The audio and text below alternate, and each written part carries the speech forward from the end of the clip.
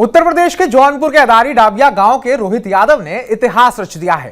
रोहित ने गरीबी और संसाधनों की कमी के बावजूद बांस के डंडे से अभ्यास शुरू करके कमाल कर दिखाया। उन्होंने भुवनेश्वर में 65वीं national inter state senior athletics championship में 87.5 मीटर का भाला फेंक कर देश के गौरव नीरज चोपड़ा को पीछे छोड़ते हुए दुनिया के नंबर 2 भाला फेंक खिलाड़ी का मुकाम हासिल कर लिया है। 25 साल की उम्र में रोहित देश के नंबर 1 और दुनिया के नंबर 2 खिलाड़ी बन गए हैं। तो चलिए आज बात करते हैं खुद रोहित यादव से और जानने की कोशिश करते हैं उनकी पूरी जर्नी के बारे में। बहुत बहुत स्वागत रोहित आपका और congratulations. Thank you so much sir, thank you. Rohit, सबसे पहले तो मैं आपसे पूछना चाहता हूं, जैसे कि आप चैंपियन बन चुके हैं आप, तो कैसी फीलिंग है? सर बहुत अच्छा लग रहा है, कोई भी एथलीट हमेशा चैंपियन बनने की कोशिश करता है। तो रोहित, जो अब ऐसा एक प्रिपरेशन का दौर होता है, एक दौर आता है किसी भी कलाकार का, किसी भी स्पोर्ट्समैन का, जब वो बहुत कठिनाइयां फेस करता है और फिर उसके बाद एक वो दिन आता है जब वो उस कठिनाइयों को पार पाके सफलता को चूमता है, तो क्या फर्क नजर आया उन दोनों में? सर हमें लगता है सबके लाइफ में कठिनाइयां तो आती है, कठिनाइयों के बाद जो सफलता मिलती है सर वो अलग उसका मिठास होता है। बाकी मजा आ रहा है सर, अभी ठीक है सर। अच्छा रोहित, क्या क्या आपके चैलेंजेस रहे, क्या क्या वो कठिनाइयां रही एक जैवलिन थ्रोअर के रूप में, जो आप चाहते हैं कि आने वाला यूथ या देश का आने वाला बच्चा वो सब ना फेस करे? सर स्टार्ट में क्या था, जैसे हम गांव से स्टार्ट किए थे, उस टाइम पे कुछ पता नहीं था जेवलिन के बारे में। तो पापा ने हमारे स्टार्ट करवाया था। स्कूल टाइम पे मैं क्लास 6 में था। तो जैसे गांव में बाम्बू होता है तो थोड़ा सा वही एक पतला सा काट के ले आया, थोड़ी देर फेंके, वो खड़ा हो गया। देखने में थोड़ा अलग लगा और मैंने उस दिन ट्राई किया, लेकिन वो जब फर्स्ट टाइम आप ट्राई करोगे तो आपको कहीं ना कहीं लगने लगता है चोट। तो फेंकते ऐसे तो घूम जाता था, उल्टा सीधा हो रहा था। तो लेकिन वहीं से धीरे धीरे स्टार्ट हुआ। पापा ने बताया कि स्कूल में गेम खेला जाता है। तो स्टार्ट में तो एंजॉय की तरह लिया था, लेकिन बाद में वो प्रोफेशन बन गया, वही करियर बना लिया फिर।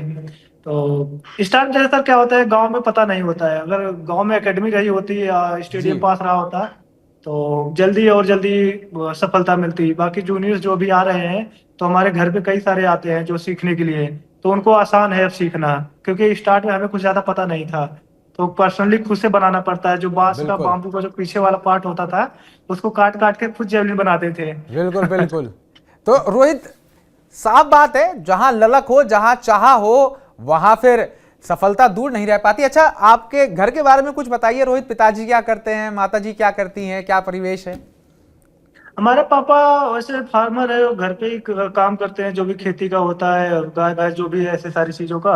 तो अभी वो 2012 के आसपास उन्होंने मैराथन स्टार्ट कर दिया था, रनिंग, जो रनिंग लॉन्ग रनिंग होती है। जी। तो अपने इस कैटेगरी में वो रनिंग करने लगे, तो घर पे हम और हमारा भाई दोनों स्टार्ट कर दिए थे जेवलिन 2013 के अराउंड में।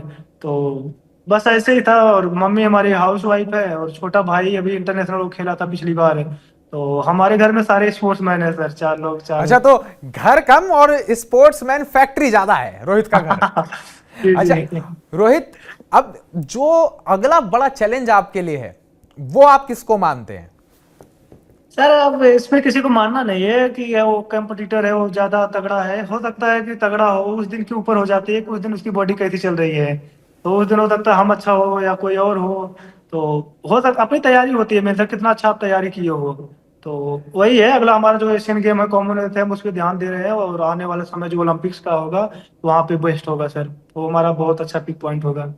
अच्छा रोहित, कभी कभी ना जीवन में जब हम किसी चीज को लेके एक बिल्कुल जुनूनी होते हैं, हम उसके पीछे भाग रहे होते हैं, सफलता एकदम नहीं मिलती, ये सत्य है। जी। तो जब रोहित डाउन फील करते थे या रोहित कभी हताश और निराश फील करते थे, तो वो कौन सी चीजें थी रोहित जिन्होंने आपको उनसे बाहर निकाला और फिर जीवन में आकर लेके गए?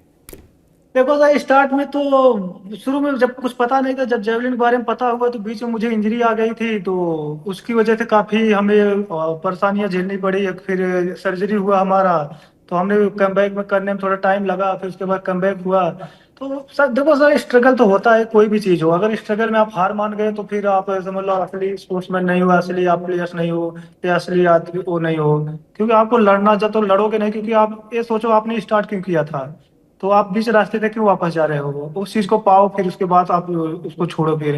क्योंकि हमने यही सोचा कि जब हम गेम को स्टार्ट कर दिए, इतना दूर पहुंच ही गए हैं, तो हमें छोटी मोटी कठिनाइयों का तो सामना करना ही कुछ पड़ेगा और उसको हम कर लेंगे, कोई दिक्कत नहीं है। तो बस हमेशा यही रहता है सर, हमने स्टार्ट क्यों किया था, हमें कहाँ तक जाना है लेके बिल्कुल इसको। क्योंकि हमें फॉलो करने वाले बहुत लोग हैं, तो हम उनको क्या दे के जाएंगे। बिल्कुल। अच्छा रोहित, मैं आपसे ये पूछना चाहता हूं कि जब जिंदगी में हम सक्सेस की ऊंचाइयों पर पहुंच जाते हैं, अब आप रोहित यादव एक बड़ा नाम बन चुका है, तो लोगों के क्या बिहेवियर में भी कोई चेंज आने लगता है, आपके प्रति कुछ बदल जाती हैं आसपास की चीजें? सर वो थोड़ा सा क्या होता है, जैसे कि आप अगर बड़े लेवल पे खेल रहे हो, तो हो सकता है आपके पास थोड़ा टाइम का कमी हो जाता है, क्योंकि आप अपने फोकस पे हो जाते हो, आप कंपटीशन के बारे में सोचते हो सकता है आप किसी अदर कंट्री में टाइम का थोड़ा चेंज हो जाता है। तो ऐसा नहीं मानना चाहिए लोगों के, यार हमसे बात नहीं कर रहा है, हो सकता है उसके पास टाइम ना हो, कोई वजह हो। लेकिन बदलना बदलते कोई नहीं, बस टाइम के साथ लोग अपने अपने में बिजी हो जाते हैं अपने करियर को लेके। लेकिन जो अपने हैं उनसे तो बातचीत तो हमेशा रहती है, कोई इसमें अगर हम अपना कर रहे हो, अपना कर रहा है, कोई भी क्षेत्र हो, तो ये कोई बड़ी बात नहीं है। अच्छा रोहित, मोटिवेशन सबसे ज्यादा किससे मिलती है? प्रेरणा सबसे ज्यादा कहां से लेते हैं आप? सर इसमें घर वालों को जब देखता हूँ मैं बाइक में, तो हमारे थोड़ा फैमिली बहुत वैसी है, बहुत डाउन से है सर, गांव से, तो हम उसको चेंज करना चाहते हैं और हमेशा हमारे दिमाग में यही रहता है कि हम अपने परिवार को आगे ले जाएंगे और हम अलग नाम बनाएंगे, ताकि आने वाले जो ऐसे परिवारों से हैं, उनको ये बोल ना सके कि यार ऐसे गाँव से नहीं कर सकते हैं। बिल्कुल। अच्छा रोहित, सबसे बड़ा सपना क्या है? एक होता है ना आदमी का कि यार जीवन में कुछ ना हो या कुछ हो, ये चीज जरूर करनी है, ये चीज जरूर हासिल करनी है, वो क्या है? सर जीवन में सबसे बड़ा आप अच्छे इंसान रहो, और एक एथलीट की तरह से मैं देखूं तो मुझे, जैसे यार एथलीट का सपना होता है ओलंपिक मेडल चाहिए, तो हम ओलंपिक मेडल के लिए मेहनत कर रहे हैं और एक अच्छा इंसान बनने की कोशिश करेंगे हमेशा। ठीक है रोहित, तो आपने अपने कीमती वक्त में से हमारे लिए समय निकाला, उसके लिए बहुत बहुत धन्यवाद। एक आखिरी बात जो मैं आपसे पूछना चाहूंगा, या बल्कि आपसे बतलवाना चाहूंगा, वो अपने जूनियर्स के लिए, चाहे वो किसी भी स्पोर्ट्स में हो, कुछ भी खेल रहा हो, बस वो एक एथलीट हो, उसको आप अपनी तरफ से as a Rohit Yadav javelin champion क्या लेसन देना चाहेंगे?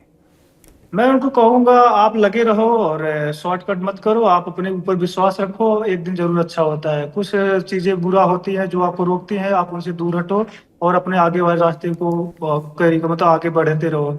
ये हमेशा सोचो, आप अपने फैमिली के लिए खेल रहे हो, अपने देश के लिए खेल रहे हो, तो आप अपने देश के लिए कर रहे हो जो कर रहे हो, तो आप हमेशा अच्छा सोचो और उसको पूरा करो। तो आज हमारे साथ जुड़ने, जी बोले बोले रोहित। बिल्कुल। वो सर थोड़ा टाइम लगता है, लेकिन टाइम आप दो, कोई भी चीज हो सर टाइम लगता है उसमें, तो आप अगर समय दोगे तो आप समय आपको देगा एक दिन। बिल्कुल रोहित, तो आज बहुत बहुत धन्यवाद हमारे साथ जुड़ने के लिए, और TV9 की तरफ से आपको बहुत बहुत शुभकामनाएं हैं। आप देश के लिए कॉमनवेल्थ में गोल्ड लेकर आए, आप देश के लिए ओलंपिक्स में गोल्ड लेकर आए, और रोहित यादव का नाम हम बार बार सुनते रहें। बहुत बहुत धन्यवाद। Thank you sir, thank you so much sir, thank you. बिल्कुल रोहित भाई। Thank you. तो अभी हमारे साथ मौजूद थे Indian national inter state senior athletics javelin throw के चैंपियन रोहित यादव। उन्होंने हमें बताया कि आने वाले समय में उनके क्या एम है, क्या उनके लक्ष्य हैं, और वो कैसे कॉमनवेल्थ और फिर ओलंपिक्स में देश के लिए गोल्ड मेडल लेने जा रहे हैं। तो रोहित यादव की इस जर्नी को लेकर, इस कहानी को लेकर आप क्या सोचते हैं? कमेंट बॉक्स में कमेंट करके हमें जरूर बताइएगा। बाकी ताजा अपडेट्स पाने के लिए TV9 भारतवर्ष को सब्सक्राइब कीजिएगा।